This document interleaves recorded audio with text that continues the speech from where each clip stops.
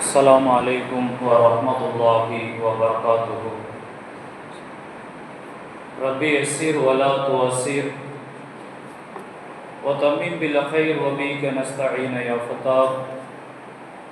ربي اشرح لي صدري ويسر لي أمري واحلل عقدة من لساني يفقهوا قولي. سبحانك لا علم لنا إلا ما علمتنا إنك أنت العليم الحكيم. سبحان الذي أسرى بعبده ليلا من المسجد الحرام إلى المسجد الأقصى الذي باركنا حوله لنريه من آياتنا إنه هو السميع البصير. وقال نبينا صلى الله عليه وسلم الصلاة معراج المؤمنين أو كما قال عليكم الصلاة والسلام. எல்லா புகழும் புகழ்ச்சியும் அகிலத்தை படைத்து பரிபாலிக்கக்கூடிய ரப்புல் ஆலமீன் அல்லாஹ்வுக்கே உரித்தாகுக. சலாம் சலவாத்தும் சத்திய தூதர் சன்மார்க்க போதகர் நம் உயிரின் மேலான கண்மணி நாயகம் ரசூலுல்லாஹி ஸல்லல்லாஹு அலைஹி வஸல்லம் அவர்கள் மீதும் அவர்களுடைய வாழ்க்கையினுடைய வழிமுறைகளை பின்பற்றி நடந்த உத்தம சத்திய சஹாபாக்கள், தாபிஈன்கள், தபா தாபிஈன்கள், இமாம்கள், பெரியோர்கள், இந்த புனிதமான தொழுகை அன்பளிப்பாக வழங்கப்பட்ட மிஅராஜுடைய நாளிலே அல்லாஹ் சுப்ஹானஹு வ தஆலா நம்முடைய வாழ்க்கைக்கு தேவையான எல்லா வளங்களையும் நலவுகளையும் பரக்கத்துகளையும் அதிகமாக அல்லாஹ் தந்தருள்வானாக. கண்ணியத்துக்குரிய பெரியோர்களே, சகோதரர்களே, மனிதனை ரப்புல் ஆலமீன் அல்லாஹ் நல்லமல்கள் செய்ய வைத்து தன்னோடு நெருக்கத்தை உண்டாக்கி கொள்வதற்கு இது போன்ற புனித காலங்களை, முக்கியமான இரவுகளை அல்லாஹ் சுப்ஹானஹு வ தஆலா நமக்கு தந்திருக்கின்றார். அல்லாஹ் சுப்ஹானஹு வ தஆலா அன்பியாக்கள் என்று சொல்லப்படக்கூடிய நபிமார்களை, தீர்க்கதரிசிகளை உலகத்திலே தருகிற போதே அவர்களுடைய ஏகத்துவ பிரச்சாரத்திற்கு ஆதரவாய் வலுவூட்டுவதற்காக வேண்டி அற்புதங்களை ரப்புல் ஆலமீன் அல்லாஹ் வழங்கினார். பல்வேறு நபிமார்களுக்கு வழங்கப்பட்ட அற்புதங்கள் முஅஜிஸாக்கள் என்று நாம் சொல்கிறோம். ஒவ்வொரு நபிமார்களுக்கும் ரப்புல் ஆலமீன் அல்லாஹ் முஅஜிஸா என்று சொல்லக்கூடிய அற்புதங்களை கொடுத்து சிறப்பு பெயர்களையும் ரப்புல் ஆலமீன் அல்லாஹ் அவர்களுக்கு ஏற்படுத்தி அவர்களை உயர்வுபடுத்தி மேன்மைப்படுத்தி இருக்கின்றார். இப்ராஹிம் அலைஹிஸ்ஸலாம் அவர்களை அல்லாஹ் சுப்ஹானஹு வ தஆலா கலீலுல்லாஹ், தன்னுடைய நண்பனாக அல்லாஹ் குர்ஆனிலே குறிப்பிடுகின்றார். மூசா அலைஹிஸ்ஸலாம் அவர்களை ஹலீமுல்லாஹ், தன்னோடு பேசக்கூடியவர் என்று மூசா அலைஹிஸ்ஸலாம் அவர்களை குறிப்பிடுகின்றார். ஈசா அலைஹிஸ்ஸலாம் அவர்களை குறித்து அல்லாஹ் சொல்லும் பொழுது ரூஹுல்லாஹ், அல்லாஹ்வுடைய ரூஹு என்று அல்லாஹ் குர்ஆனிலே குறிப்பிட்டிருக்கின்றார். இதே போன்று ரப்புல் ஆலமீன் அல்லாஹ் தாவூத் அலைஹிஸ்ஸலாம் அவர்களுக்கு இரும்பை ரப்பரை போன்று ஆக்கக்கூடிய ஒரு திறனை அல்லாஹ் கொடுத்திருக்கின்றார். அதே போன்று சுலைமான் அலைஹிஸ்ஸலாம் அவர்களுக்கு அல்லாஹ் சுப்ஹானஹு வ தஆலா மனித ஜின் பறவையுடைய பாசைகளை தந்து அதை ஆட்சி அதிகாரம் செய்யக்கூடிய அளவிற்கு உண்டான ஒரு மிகப்பெரிய ஒரு வலிமையை ரப்புல் ஆலமீன் அல்லாஹ் சுலைமான் அலைஹிஸ்ஸலாம் அவர்களுக்கு தந்திருந்தார். இதன் அடிப்படையில் தான் நமது நபி ஸல்லல்லாஹு அலைஹி வஸல்லம் அவர்களுக்கு ஆயிரக்கணக்கான முஅஜிஸாக்களை, ஆயிரக்கணக்கான அற்புதங்களை ரப்புல் ஆலமீன் அல்லாஹ் இந்த உலகத்திலே தந்தார். அந்த அற்புதங்களில் முதல் அற்புதம் அல் குர்ஆன் ஷரீஃப். அதற்கு அடுத்தபடியாக ரப்பை நேரடியாக சந்தித்த இந்த மிஅராஜ் என்று சொல்லப்படக்கூடிய மின்னுலக பயணம். அருமையானவர்களே, ஒவ்வொரு வருடமும் அதனுடைய வரலாற்று செய்திகளை நாம் குறிப்பிட்டு கொண்டு இருக்கின்றோம். எப்படி நபி ஸல்லல்லாஹு அலைஹி வஸல்லம் அவர்கள் மஸ்ஜிதுல் அக்ஸாவிலிருந்து அல்லாஹ்வை சந்தித்தார்கள், ஒவ்வொரு வானத்திலும் நபிமார்களை சந்தித்தார்கள் என்ற செய்திகள் எல்லாம் நாம் அறிந்த செய்திகள். இந்த மெஹராஜின் மூலமாக நாம் பெறக்கூடிய பாடங்கள், படிப்பினைகள் என்ன?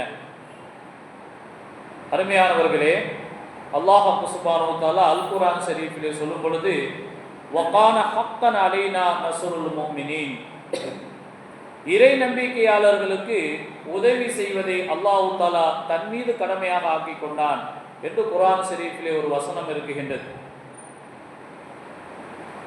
இக்காலகட்டத்திலே முஸ்லிம் சமூகம் சந்திக்கக்கூடிய பிரச்சனைகள், நெருக்கடிகள்,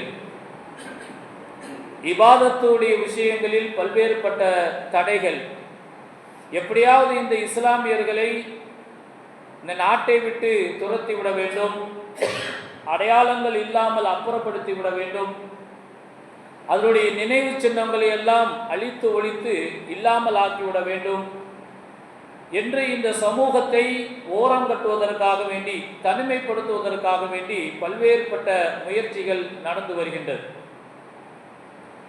இஸ்லாம் என்று சொன்னால் சமத்துவம், சகோதரத்துவம், அமைதி போன்ற ஒரு அருமையான பெயருக்கு சொந்தமானதுதான் இஸ்லாம் என்று சொல்லக்கூடிய மார்க்கம். அருமையானவர்களே, இங்கு எங்கு பார்த்தாலும் இந்த முஸ்லிம் சமூகம் பல்வேறுபட்ட நெருக்கடிகளை சந்தித்து வருகின்றது. மஸ்ஜிதுகள் இடிக்கப்படுகின்றது, மஸ்ஜிதிலே உரிமைகள் கொண்டாடப்படுகின்றது. இதுவெல்லாம் நாம் சந்தித்துக் கொள்ளக்கூடிய, இந்த சமூகம் சந்திக்கக்கூடிய பிரச்சனைகளாக, நெருக்கடிகளாக இருக்கின்றது. நபிகள் நாயகம் ஸல்லல்லாஹு அலைஹி வஸல்லம் அவர்கள் மக்காவிலே வாழ்ந்த காலம் கடுமையான நெருக்கடிகளுக்கு பெருமானார் ஸல்லல்லாஹு அலைஹி வஸல்லம் அவர்கள் உள்ளாக்கப்பட்ட காலம். நபிகளார் ஸல்லல்லாஹு அலைஹி வஸல்லம் அவர்களை அங்கீகரித்தவர்கள், அவர்களுக்கு மிகவும் பக்கபலமாக இருந்தவர்கள் அன்னை ஹதீஜா ரலியல்லாஹு தஆலா அன்ஹா மௌத்தை தழுவுகின்றார்கள். பெருமானாருக்கு மிகவும் பக்கபலமாக இருந்த பெருமானாருடைய சிறிய தந்தை அபூ தாலிப் அவர்கள் மரணத்தை தழுவுகின்றார்கள். இது எவ்வளவு பெரிய துயரத்தையும் கவலையையும் பெருமானாருக்கு தந்திருக்கும். ஒரு புறத்திலே எதிரிகள் பெருமானாருடைய உயிருக்கு உத்தரவாதம் இல்லாத ஒரு நிலையில் பெருமானாருடைய வாழ்நாட்கள் கழிந்து கொண்டிருக்கக்கூடிய நேரத்தில் ஒரு சிலர்கள், அதிலும் குறிப்பாக ஹதீஜா அம்மையார், அவர்களுடைய சிறிய தந்தை அபூ தாலிப் அவர்கள் பக்கபலமாக பெருமானாருக்கு அந்த நேரத்தில் இருந்தவர்கள் இருவரும் மௌத்தை தழுவுகின்றார்கள். இந்த நிகழ்வுகளுக்கு மத்தியில் பெருமானார் ஸல்லல்லாஹு அலைஹி வஸல்லம் அவர்கள் மக்கமா நகரத்திலிருந்து தாயிஃபுக்கு செல்கின்றார்கள். அங்கே சென்றும் பெருமானார் ஸல்லல்லாஹு அலைஹி வஸல்லம் அவர்களுக்கு கல்லடியும் கடுமையான வார்த்தைகளின் மூலமாக பல்வேறுபட்ட தொல்லைகளும் கொடுமைகளும் கொடுக்கப்படுகின்றது. அருமையானவர்களே, இப்போ பெருமானாருடைய மனோ நிலைமை எவ்வாறு இருந்திருக்கும்? ஒரு புறத்தில் தனக்கு பக்கமாக இருந்தவர்கள் இறப்பை தழுவிவிட்டார்கள், இன்னொரு புறத்திலே எதிரிகள் எல்லாம் தன்னை அழிப்பதற்குண்டான ஒரு சூழல். இப்படிப்பட்ட நிலையில் பெருமானாருடைய மனோநிலைகள் எவ்வாறு இருந்திருக்கும்? பெருமானார் ஸல்லல்லாஹு அலைஹி வஸல்லம் அவர்கள் எதற்கும் அஞ்சவில்லை.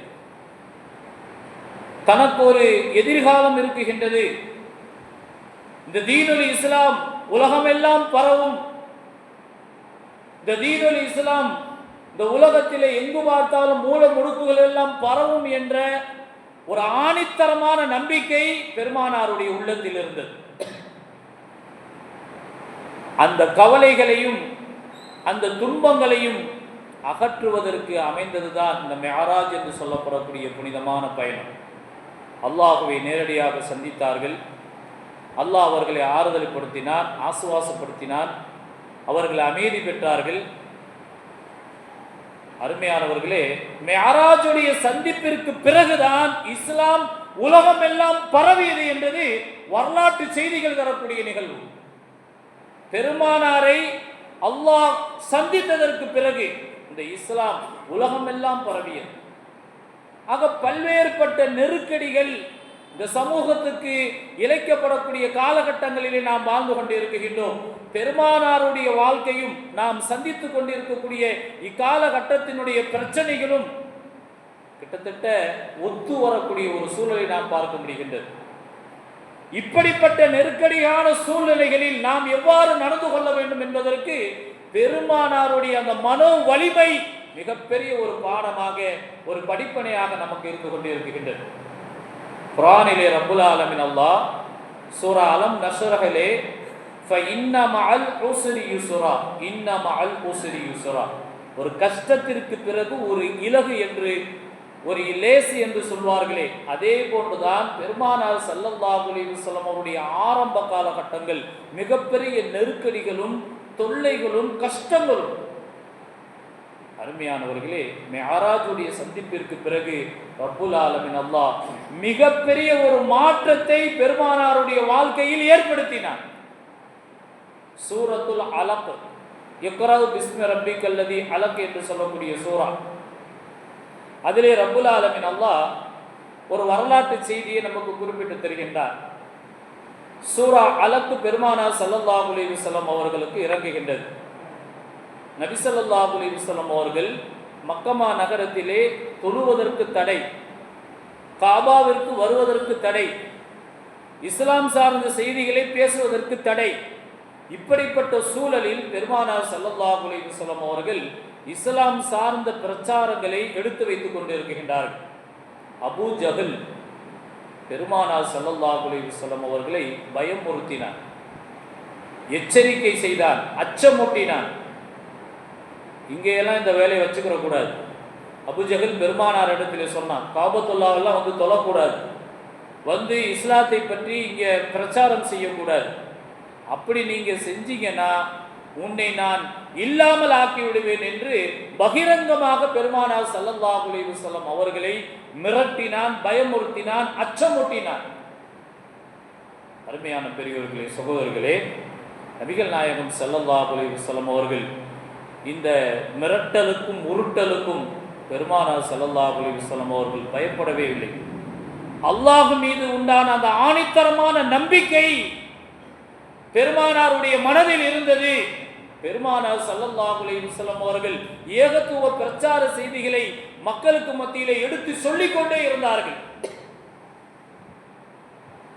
அபூ ஜஹல் சொன்னான், முஹம்மது தொழுகையிலே இருக்கும் பொழுது என்னுடைய காலினால் அவருடைய தலையை அழுத்தி மண்ணில் அவரை புதைத்து விடுவேன்.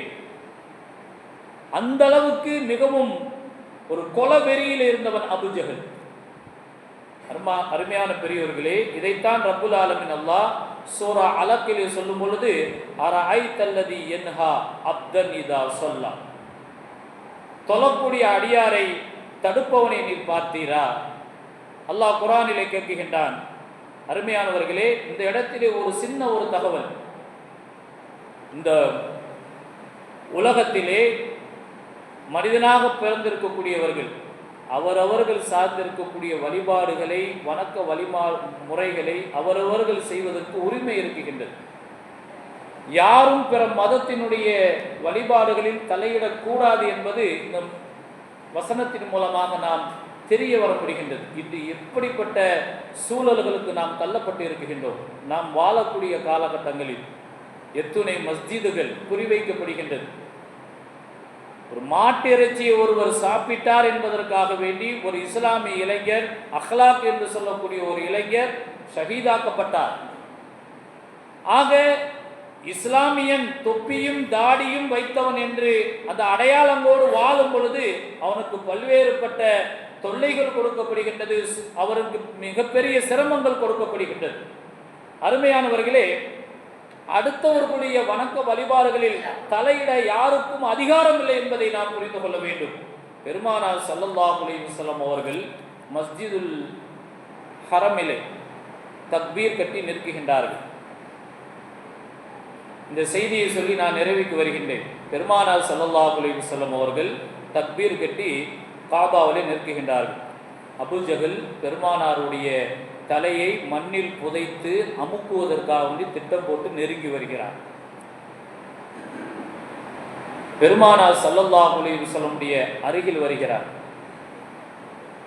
பெருமானார் ஸல்லல்லாஹு அலைஹி வஸல்லம் அவர்கள் தக்பீர் கட்டி மன உறுதியோடு அல்லாஹ்வை தொழுது வணங்கி கொண்டிருக்கின்றார்கள்.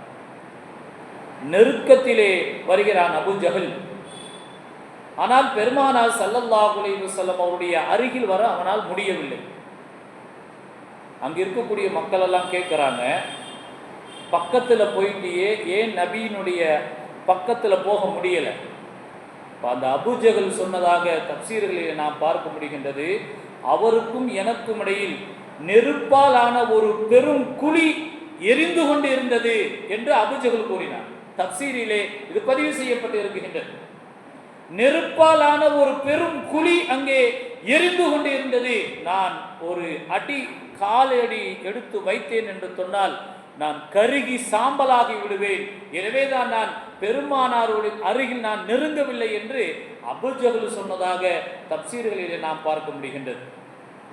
அருமையான பெரியோர்களே, சகோதரர்களே, ஆக அல்லாஹுவை எப்படிப்பட்ட நெருக்கடிகள், சோதனைகள், கஷ்டங்கள் வந்தாலும் சரி, அல்லாஹ்விடத்தில் நாம் மன வலிமையோடு நாம் நம்முடைய காரியங்களை செய்யும் பொழுது அல்லாஹ்வுடைய உதவியை நாம் கண்கூடாக பார்க்கலாம் என்பது பெருமானாருடைய வாழ்க்கை தரக்கூடிய நமக்கு பாடம்.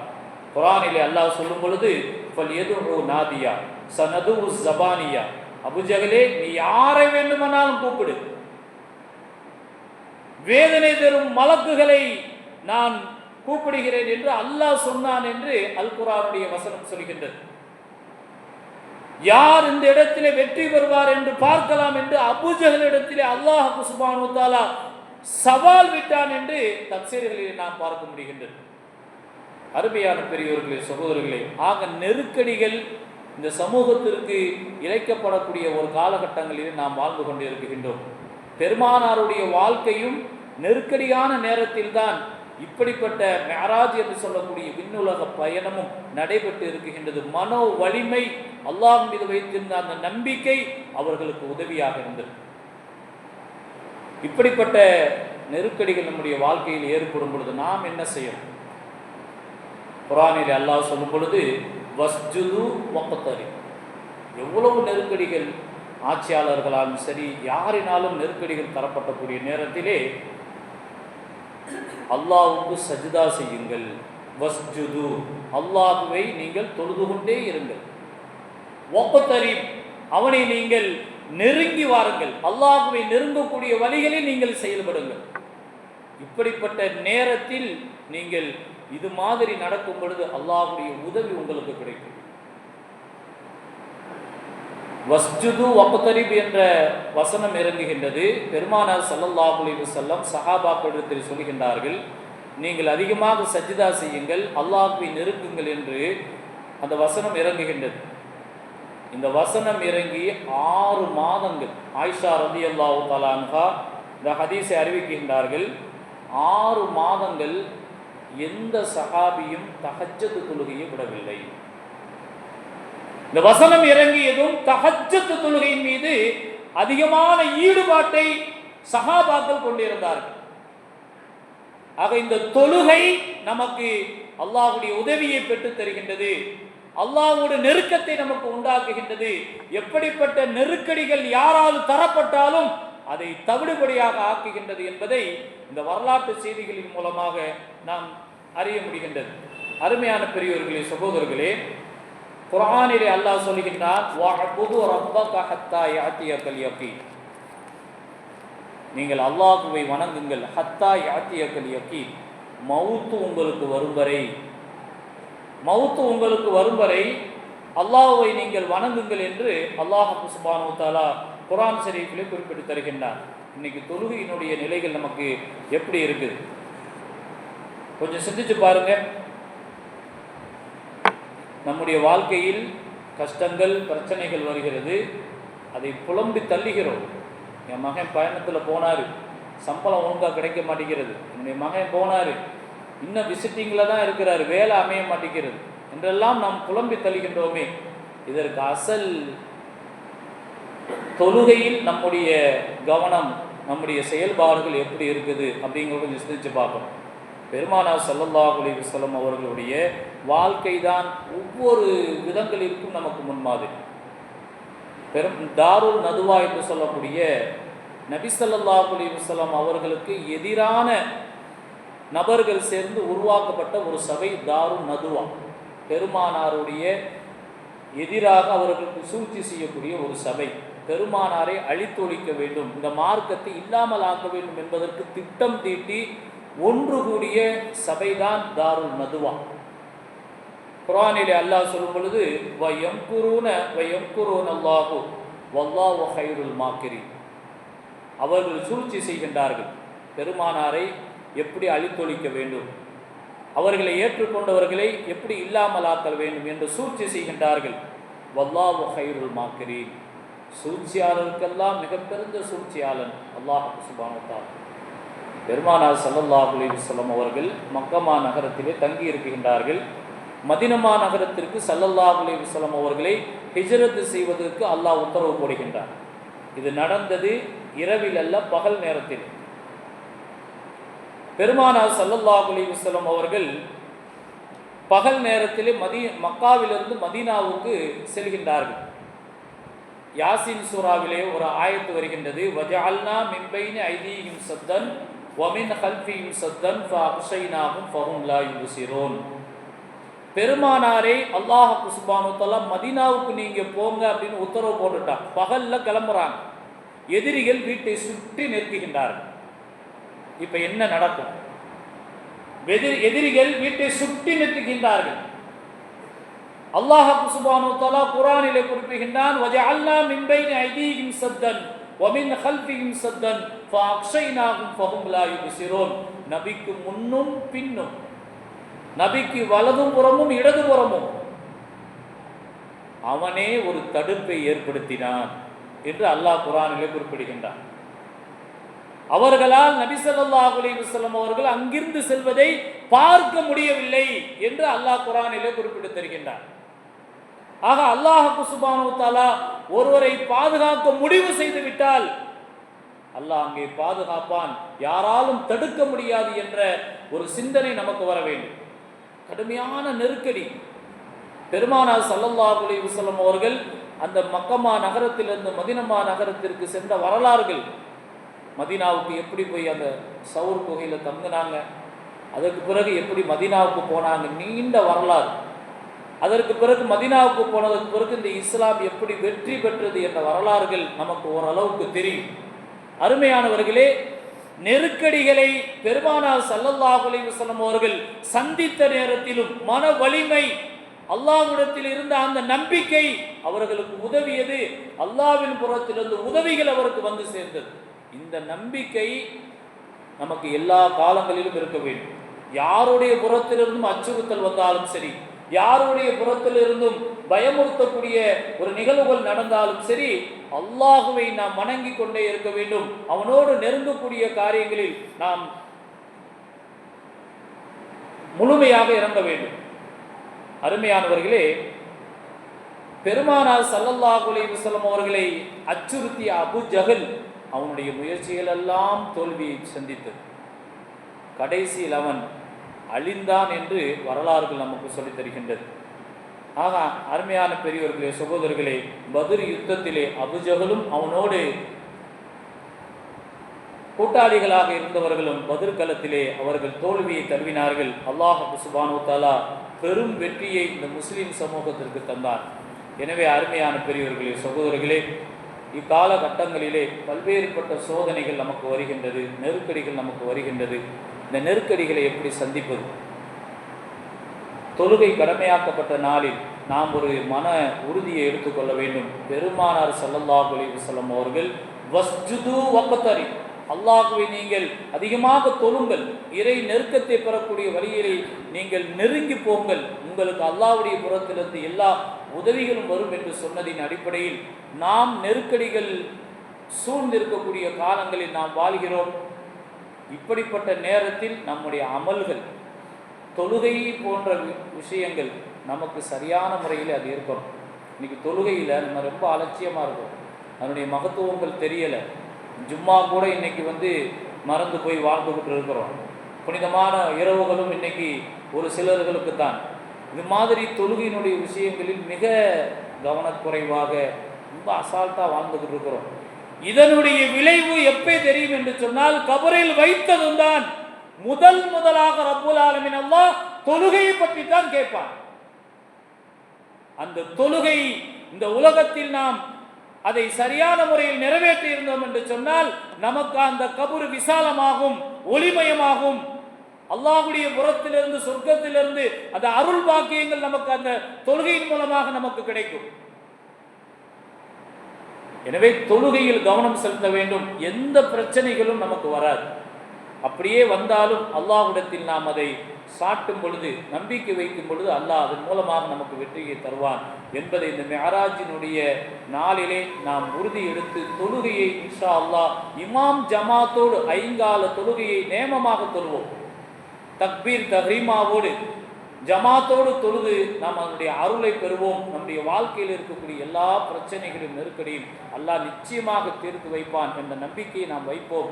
ரப்புல் ஆலமீன் அல்லாஹ் தொழுகையாளிகளாக நம்மை ஆக்குவானாக. இந்த தொழுகையின் மூலமாக அல்லாஹ்வுடைய ரிலாவை பெறுவோமாக.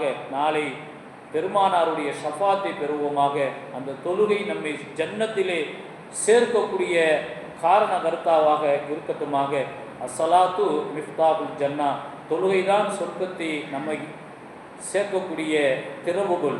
தொழுதோம்னா சொர்க்கம் நமக்கு கிடைக்கும் என்பதை நபி ஸல்லல்லாஹு அலைஹி வஸல்லம் அவர்கள் வட்டூர்க்கமாக நமக்கு சொல்லி இருக்கின்றார்கள். எனவே தொழுகையை நாம் இயன்ற அளவுக்கு ஜமாத்தோடு தொழுவதற்கு முயற்சி செய்வோம். அல்லது ஜமாத்து கிடைக்காத நேரத்தில் எப்பொழுது நமக்கு வாய்ப்பு கிடைக்கின்றதோ அன்றே அதை நாம் தொழுகையை நிறைவேற்றக்கூடியவர்களாக நாம் மாறுவோம். அல்லாஹ் சுப்ஹானஹு வ தஆலா கடந்த காலங்களில் நம்முடைய தவறுகளை மன்னிப்பானாக. இனிமேல் தவறு செய்யாமல் தொழுகை போன்ற இபாதத்துடைய காரியங்களில் முழு மூச்சாக ஈடுபதற்கு அல்லாஹ் தௌஃபீக் செய்வானாக. வ ஆகிரு தஅவானா